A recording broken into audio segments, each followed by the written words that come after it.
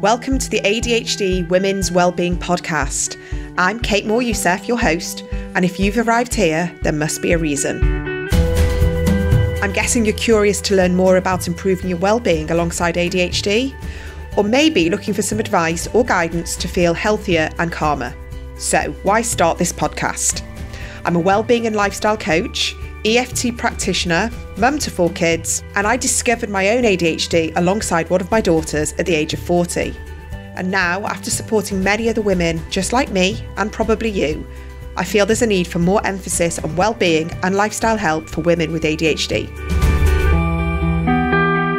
And through the podcast, I want to offer you new insights and perspectives to enable you to live your most fulfilled, calm and balanced life.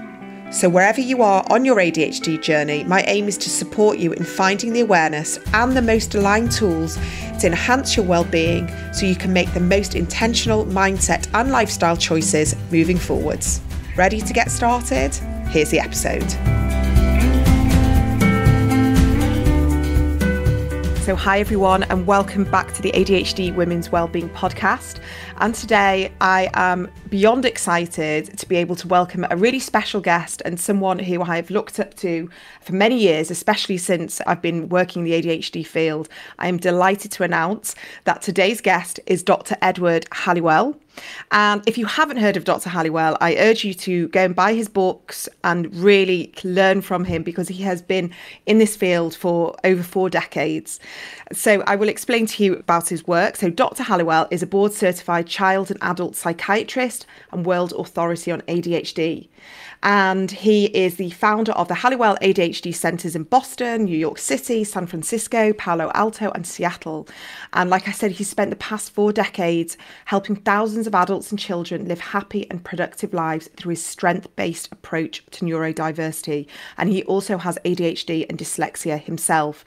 And amazingly, has written over 20 books on multiple psychological topics and the groundbreaking Distraction series, which began with Driven to Distraction, which I've read and is fantastic, which is also co-authored by John Ratey in 1994, and that sparked a revolution in understanding ADHD. So Dr. Hallowell, thank you so much for joining me today, and I'm delighted to be able to pick your brains and ask you lots of questions, which I know you like to do. You're a good question asker, because just before we get started, I did a 5-day course with Dr. Hallowell, Ned, and we did it via the Cape Cod Institute. And it was the most fascinating 5 days. I've got a whole notebook of notes and I learned so much from you. But what I learned was incredible was watching your curiosity and the way you connected with all the other participants, and you loved hearing about everyone's life stories. And I'm exactly the same. So it definitely must be an ADHD trait. So welcome to the podcast. Thank you so much. It's lovely to be here with you. And you're quite right. Curiosity is really one of our gifts and really our driving force. What propels us forward is curiosity more than anything else. Yeah, absolutely. And that was always part of me. And I remember people used to say to me, you ask so many questions, you're always so interested. And that's why I love coaching, because I can ask lots of questions. There's lots of active listening, but I love asking questions. Yeah, when I was a kid, they called me the question box. But also it shows that innate intuition of wanting to connect with people and finding common ground. You know, like I said in the intro, you've authored 20 books, you've got ADHD and dyslexia yourself, you've grown a business, and your passion and your purpose is helping other people thrive with ADHD. And I would say that's also mine. A big part of my coaching is all strength-based, which is why I did the course with you, because I've seen so many people who have had debilitating ADHD. I've seen it in my family. I've seen how it impacts. But I would say my biggest driver is to help people find that gold within themselves, find the strengths, learn to adapt to life with ADHD, because it's not going anywhere, is it? We were born with it. It's with us. And has that always been your approach to helping people from the very beginning? While you were learning about ADHD, was it always trying to find the strengths?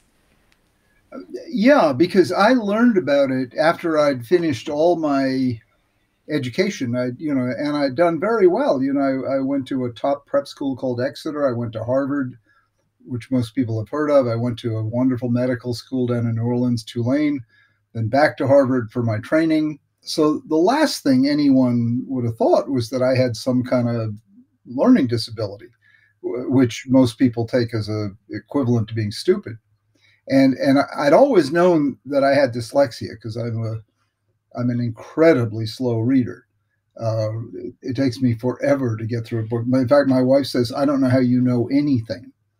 It takes me so long. But I majored in English at Harvard, so, and I did have to read to do that, major in English. It's one of the misconceptions about these things is that you are disqualified from, and it's just not so. I mean, yes, I had to work harder, but then the gift part of dyslexia kicked in, and I was able to excel. And the same thing with ADHD, but I didn't know there was a name for the ways I did things. I knew I did things differently. I knew I went outside the box. I knew I liked to, I went off on tangents all the time. That's the way I go through life. I mean, it's one distraction after another. But you see, I'd say those distractions, if you put them differently, they're explorations, and some of them are wonderful. So there I was in 1981. I'd finished my residency in adult psychiatry. And you have to do something after that. And there's choices. You could be a chief resident. You could do a year of psychopharmacology. You could study forensic psychiatry. It's a garden of earthly delights. But I chose to do a 2-year extension in child psychiatry, just because I thought that would be very interesting. Well, child psychiatry is where ADHD lives. We are the people who get the most training in it. And it's unfortunate because we are rare as hen's teeth. Most people don't want to do the extra 2 years. So it's hard to find a child psychiatrist. So there I am sitting in July, a warm summer morning in July. And this teacher, Elsie Freeman is her name. She was a neurologist and a psychiatrist. And she introduced me to what was then called ADD, attention deficit disorder. The H wasn't part of it. And as she talked, I had this, it's like Saul on the way to Damascus. I mean, I thought, whoa, that's me. And but the more she talked, the more I realized that the medical model, the deficit disorder model, left out all the good stuff. I knew I was smart. I mean, I proved it many times over. So you can't tell me I've got some disorder, or if it is a disorder, then it's got a lot of good stuff with it.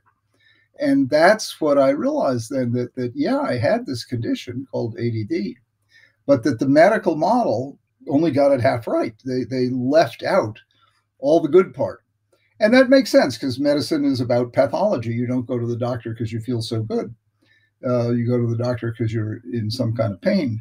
But when it comes to the mind, it's really important that you fill out the rest of the story, because we identify with our minds. We don't identify with our kidneys. If you say, well, you've got a sick kidney, you don't take offense at that.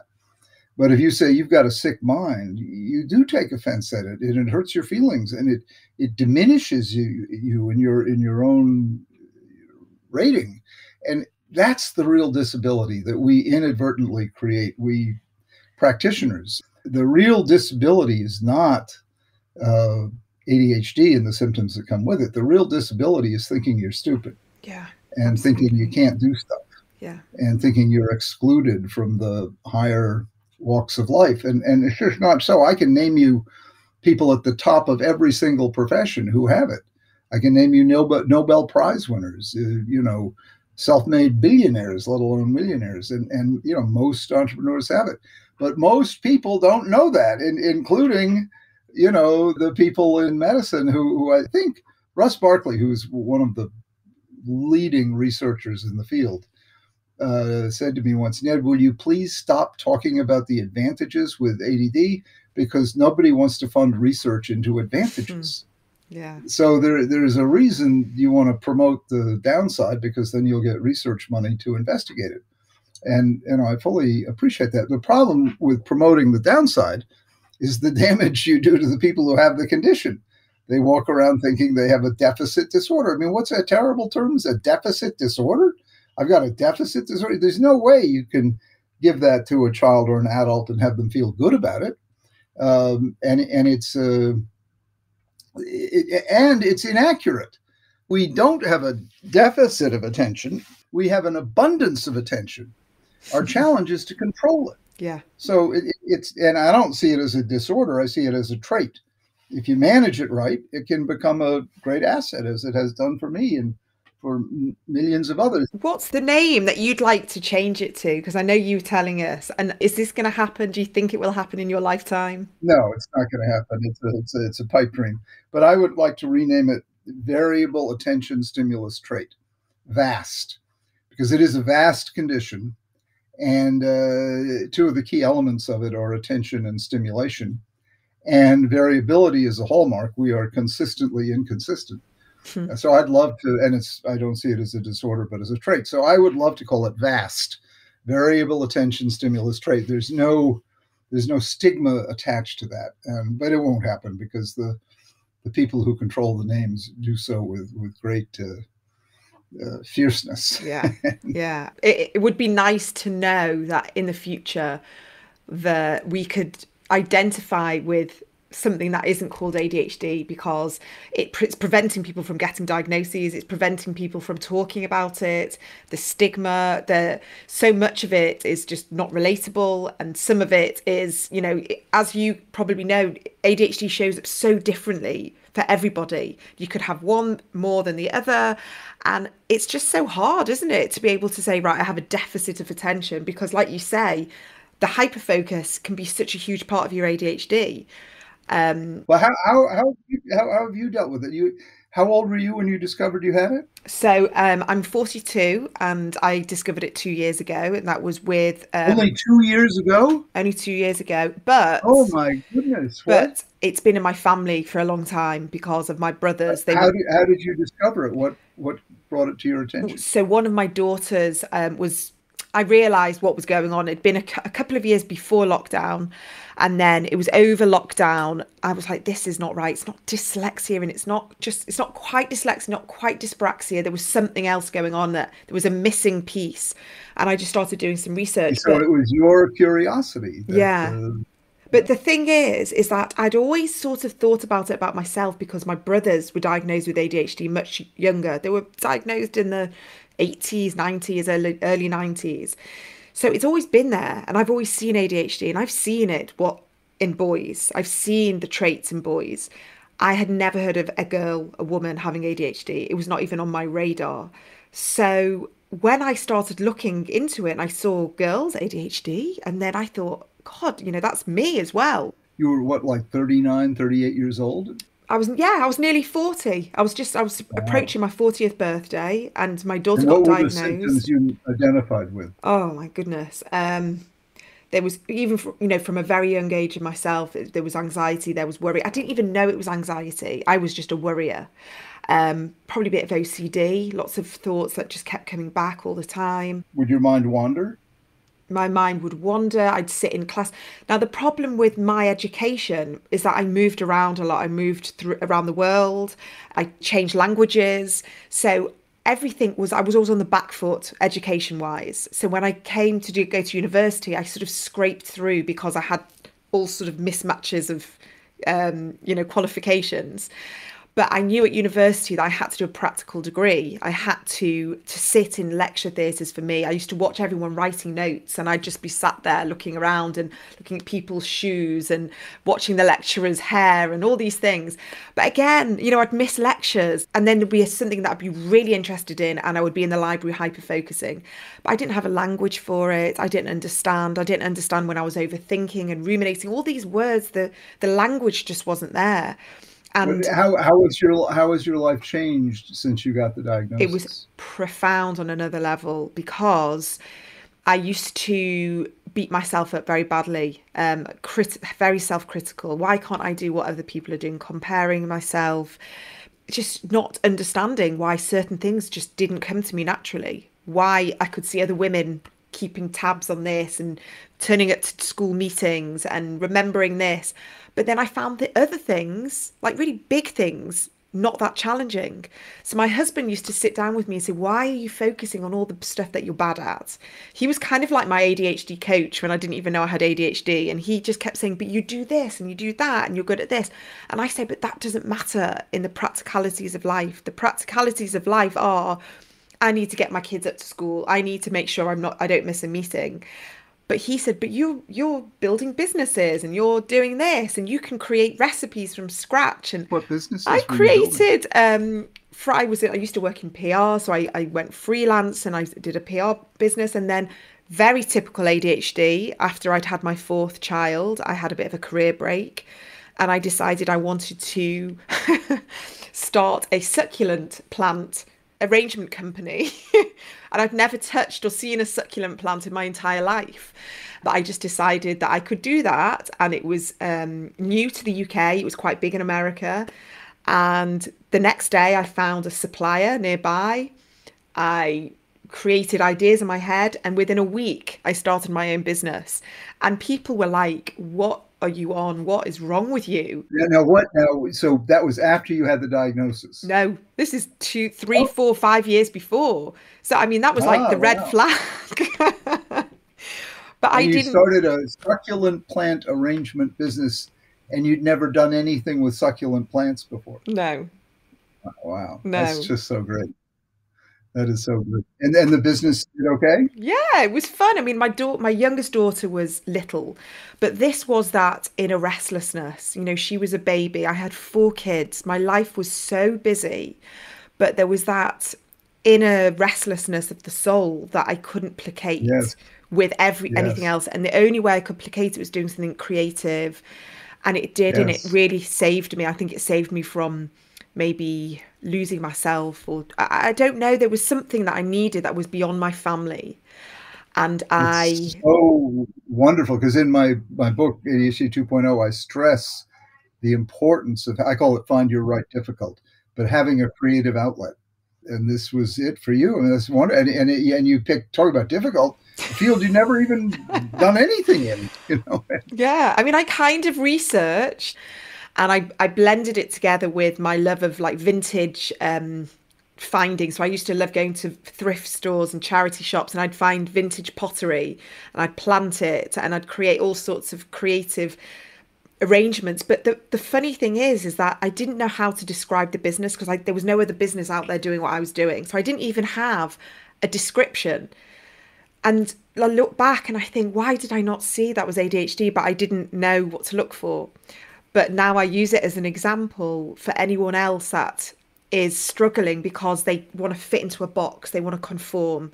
And I don't think that's what we do. We want to spread our wings, we want to do things differently, and that's when we thrive. And so your negative thinking was about how you weren't enough of a conformist? Yeah. I was like, what's wrong with me? Why can't I just be like a normal person? Like, honestly, the language and the self-criticism that I used to, think about, and it was so detrimental. Like what would you call yourself? I'd just be like, why am I like this? Like, why am I the way I think? Like what though? Like what? Like, why? But it was also, I used to say I'm flaky. So that was me, obviously, with a hyper focus, and then I'd do what I want to do with the hyper focus, and I'd be bored and want to do something else.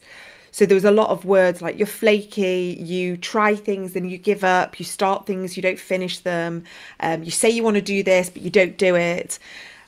And that was kind of the narrative that was going on until I actually did. That was coming from within you. That wasn't anyone else saying that to you. Oh, yeah. All the pressure, all that was coming from me. No one was saying that to me.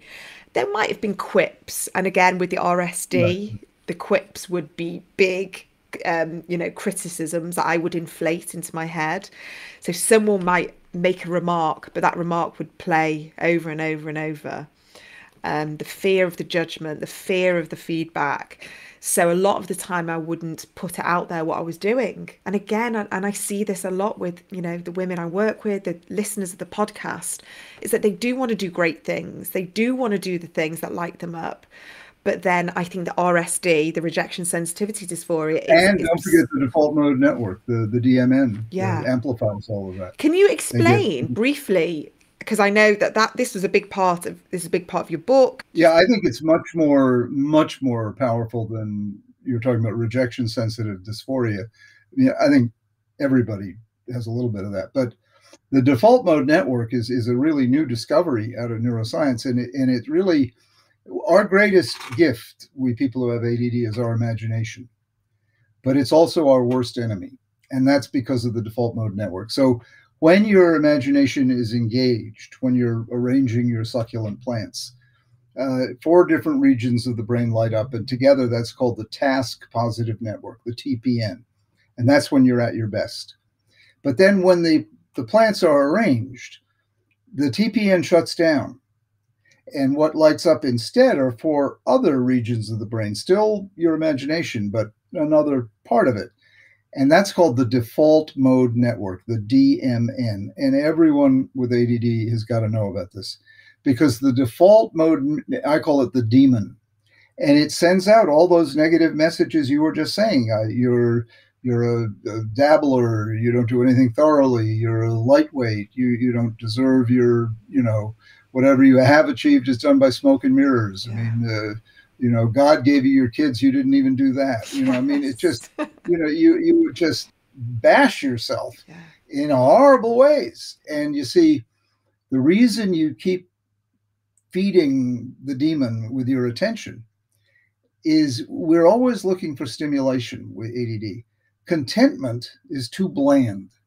You don't say she was riveted in contentment, but you do say she was riveted in self-hatred and despair and fear and worry. It's absolutely gripping. It's horrible, but it's gripping. So you go into a kind of stupor of brooding and ruminating, and you just sit there staring at the wall or out the window or wherever. And the message that you've got to take in couldn't be simpler, but it's hard to enact, namely, redirect your attention. It's like not looking at the accident on the side of the road. You've got to look the other way. And the minute you do that, the DMN shuts down. It can't survive without your attention. But we tend to feed the demon because it's highly stimulating, horribly stimulating, but very stimulating. And it's one of the most powerful lessons I've learned in the past few years is just that. And it's how our great gift, our imagination, turns into a terrible enemy, the DMN. But you can control it, not with medication, but by redirecting your attention. And would you say, things like gratitude and visualization, what would you use to? Well, anything that will engage your attention. Go for a vigorous run, turn on loud music, do a crossword puzzle, take a really cold shower, bake a cake, call a friend and talk about something totally different, argue about Brexit or argue about, the whatever you're interested in, but off, the subjects that the DMN is torturing you with.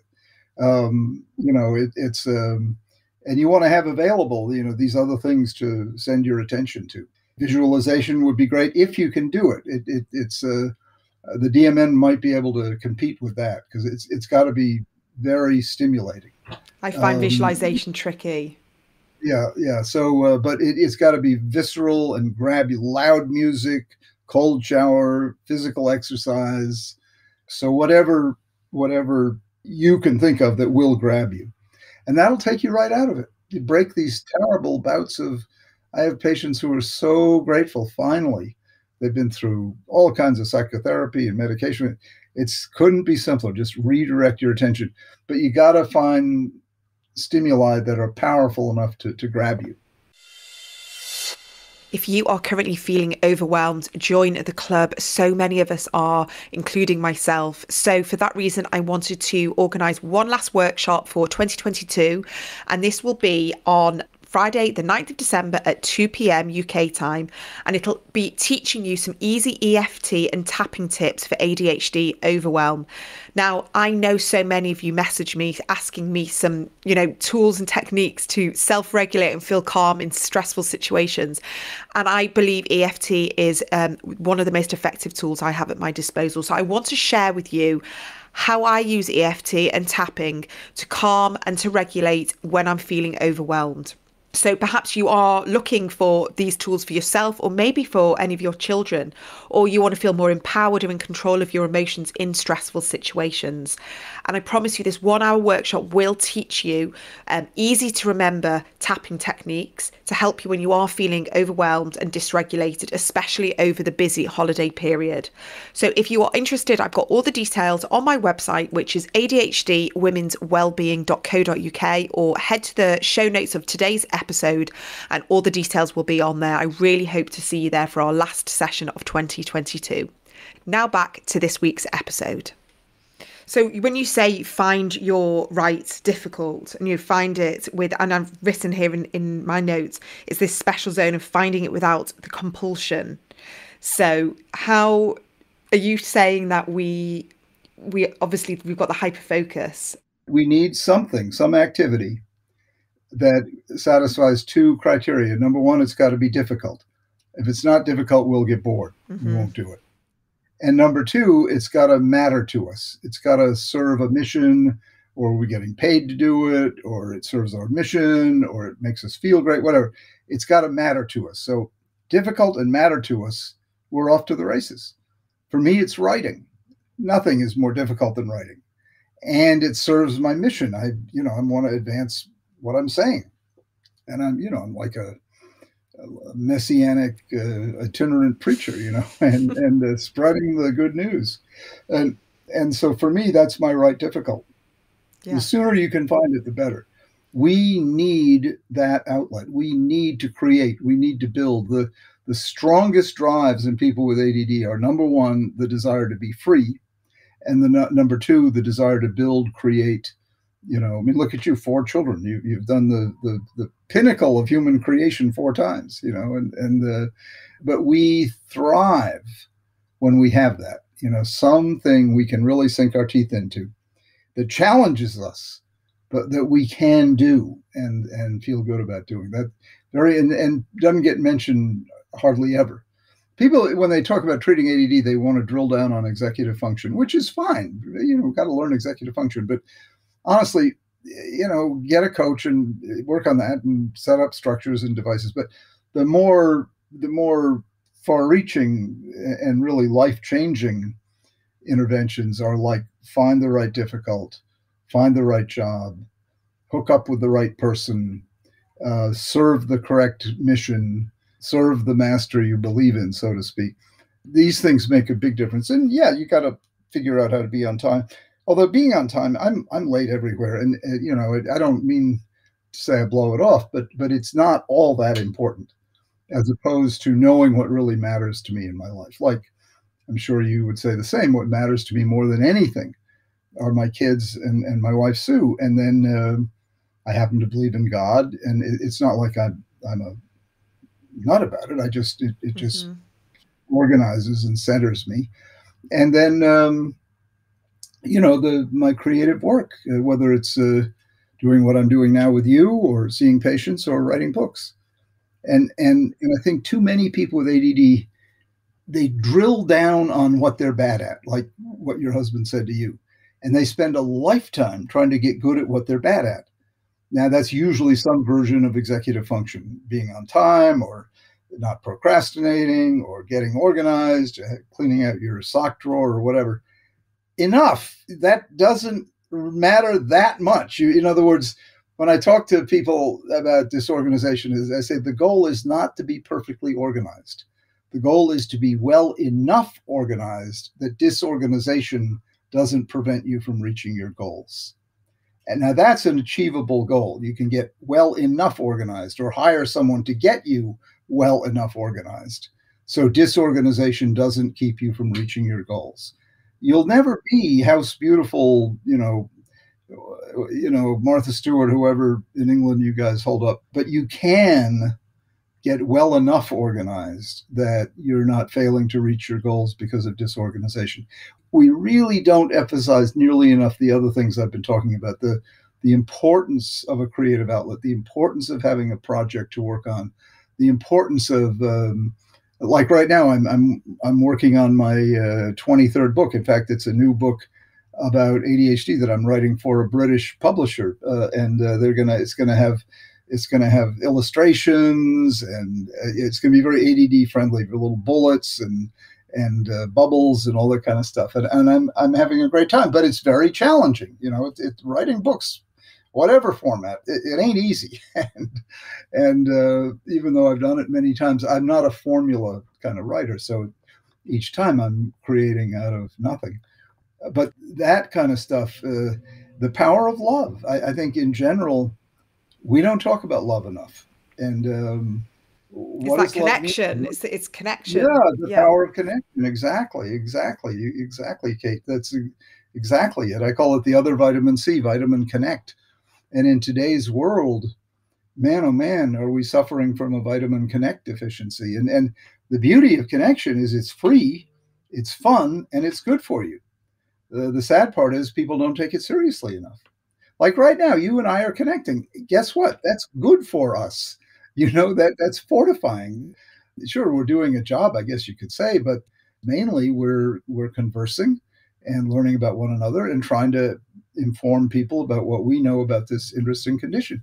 That connection that we make with each other and with the listeners whom we can't even see, it's there, though. The connection is there, invisible and inaudible to us, but it is there. And that kind of network, if you will, is tremendously important. You've created that with your podcast, and you serve it, and it's like your garden. You water it, you weed it, you take care of it, and it grows. And so there we have connection, we have a creative outlet, we have the power of love. I guess purpose, faith. Yes. The definition of greatness is a wonderful question to ask someone. What is your definition of greatness? Alfred North Whitehead said, there can be no moral education without an habitual vision of greatness.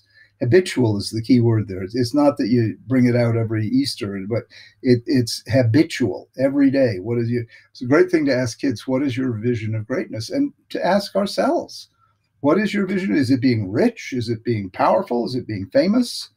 Or is it doing good? Is it helping somebody? I mean, and I think if you think about it, you'd have to come down on the final one, that greatness has to do with improving the world. And now, if you happen to become rich, fine. If you happen to become famous, fine.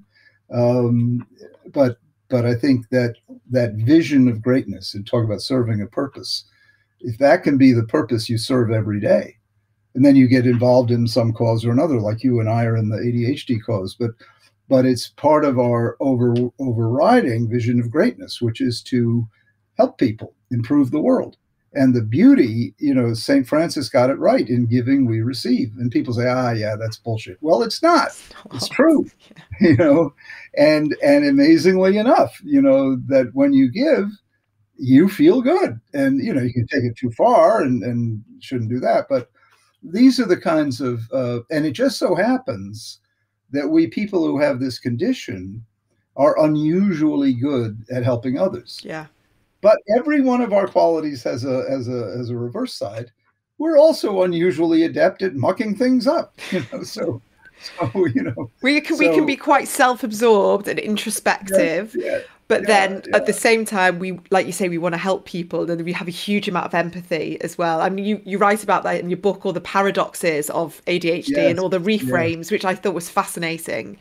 And I agree with you. I mean, a lot of the people that I work with ADHD, they just so happen to be in the therapeutic world, or they're teachers, doctors. They're like you say, there's this sort of inner drive to live with purpose, and it's the ones that aren't living with purpose who are resisting doing what they are wanting to do because maybe they are conforming to family or society or friends, whatever. They are. But I think you put your finger on it. Your life changed when you started embracing the part of you that did things differently, as opposed to, telling yourself you should conform. Yeah, 100%. I mean, I've touched wood. I don't want to say too much, but this is me at my best in my life now, because I am living with purpose. And I used to go on walks. I'm quite spiritual as well. I've got a lot of faith, and I used to sort of speak out loud, whether it was a prayer or an affirmation or something. And it would be, I just wanted to be of service. I felt like I had a lot to give.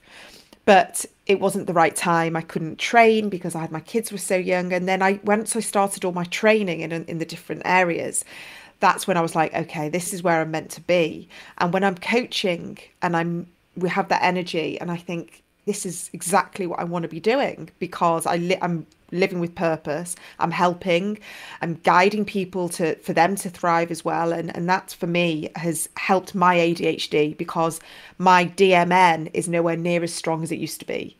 Like I give myself a lot more compassion. Can I write about you in my new book? Oh my God, I'd be honored. Yes, thank you. Wonderful, wonderful, wonderful. Because you'd be a great example. And being diagnosed, first of all, the biggest undiagnosed group are adult women, and then being diagnosed late. And do you take medication or not? Not at the moment, no. It doesn't help you? It does help me. I manage it holistically through lifestyle. I have taken it and I will take it when I need to sit and write for a long period of time. So you use it like coffee or something. You use it when you need it, Yeah, kind of thing. Yeah. exactly. Yeah. So because I work for myself and I'm able to pick and choose my hours, so I know how many clients is my kind of comfort zone. And I know that if I overextend myself, everything goes to pot. So I get overwhelmed, I'm exhausted. The knock-on effect, the ripple effect to my family is very, visible. And the main change that happened when you got diagnosed was you accepted yourself, you got rid of the DMN negative voices, It and you was were. it was the recognition that I wasn't broken and I wasn't, always flawed and there wasn't something badly wrong with me. It was How did you recognize that? because I read and I learned and I could understand and then I could see where it showed up in my family and I could see how it shows up in women and I recognized how so much of it was out of my control, but also how so much of it is within my control and what I could change and what could be shifted. I think people underestimate the power of what you just said. They drill down on medication or executive function, and they forget all the other stuff you're talking about, which is really more powerful, I think. Yeah, I think very much so. I really do talk about shift in lifestyle and a shift in how you live and how you But eat you were and basically, move. you didn't change. I mean, you didn't change the basics. You're still married to the same man. You still have the same children. Yeah, I was very fortunate as well. And I know you always say marry the right person. And I know a lot of people aren't that fortunate. And I have a huge amount of divorce in my family.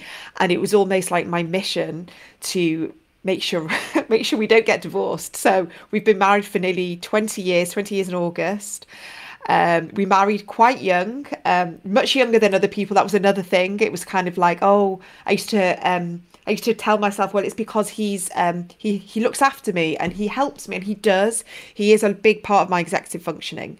He helps me Yeah, with all the letters and the spreadsheets yeah. and all But the I can guarantee, as much as he does that, you are not infantilized. You're doing for him yeah, just as much as he's doing for you. Only you're the spark, the color, the energy, the ideas, yeah, and exactly. he's the stabilizer and the producer. Yeah, and he is, and that's exactly what it is. And I think we make a good team. But again, before my ADHD diagnosis, it was me just saying, well, I'm really rubbish because I don't know when to pay the mortgage, and I'm really rubbish because I don't know what electricity company we're with, and I'm really rubbish because I don't know how to read an Excel spreadsheet. I definitely have dyscalculia, so I just kept. I love you British and how polite you are. An American wouldn't say I'm really rubbish. It would be another four-letter word. Well, you can say that as well, but that's how I just used to put my worth on something really practical. But in essence, my one of my big strengths is cooking, and I love cooking, and he can't cook. So actually, we wouldn't eat as a family if I didn't cook, and he didn't do the things that he did. So I'm now able to see with a better perspective. But that's through lots of work. I bet you always knew you had these unmeasurable qualities like spirituality, the gift of generosity, the ability to love others without hardly even knowing them. Uh, I bet you always knew that was swelling up within you, but you just didn't know what to do with it. Yeah, like the sense of justice and wanting to protect people and stand up for people. Again, it was just like, well, just another weird trait. Why do I care so much? Why am I so sensitive?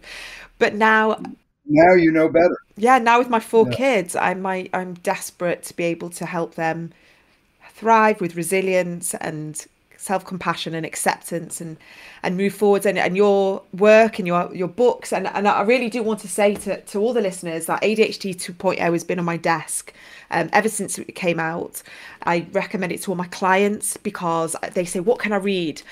And I don't want them to have to go and read big, heavy books and depressing books. You know, this is my go-to because, like you say, it is all about the strength-based, and it's bringing out the stuff that you need to know, but also the stuff that is going to take them through life and hopefully help them help their children, because I'm talking to a lot of women with kids with neurodiversity as well. Well, Kate, I can't thank you enough for the work you do. You're a lovely representative of the ADHD tribe, and thank you so much for the work you're doing. It's tremendously important. Well, honestly, thank you. And if the offer is still there, I will be a case study for your book, 100%. Absolutely. No, I thank you so much. I'll probably write it up tonight.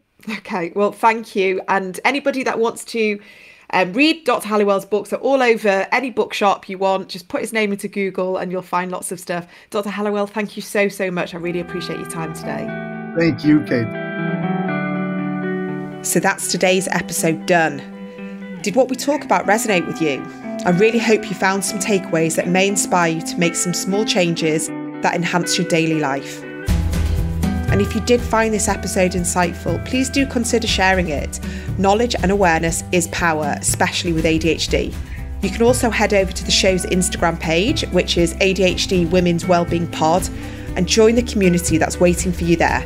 And if this episode really did strike a chord, please do consider leaving us a review to enable more people who need to hear these conversations find the show.